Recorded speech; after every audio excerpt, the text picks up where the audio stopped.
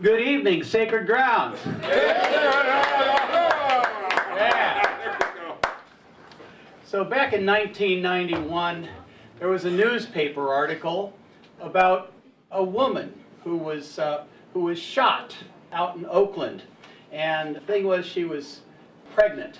And they performed an operation that has resulted in a 27-year-old person who is now occupying some space with a name unknown in the East Bay. So this is basically a true story.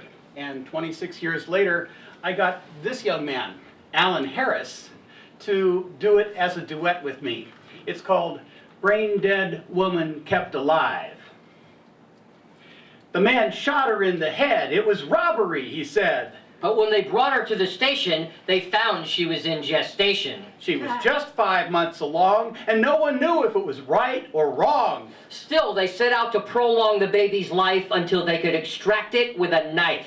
They filled her full of juices and pulled it in the tubes. They called all the media and spread the news. The next day on the newsstands, the headline was bold. In case you didn't know it, here's the story that they told.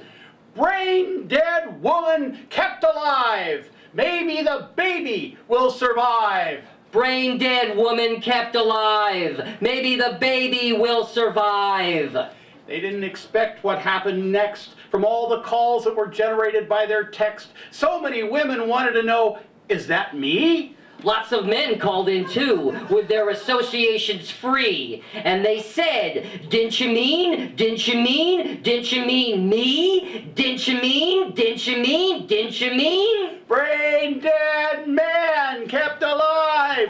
Maybe the baby will survive. Brain dead man kept alive. Maybe the baby will survive. From local news to national, on all the network stations, the images that filled the screens were massive demonstrations. The calls recalled and echoed through the nation. Are we, they asked, a brain-dead generation? And the headlines read, Brain-dead generation kept alive. Maybe the next one will survive.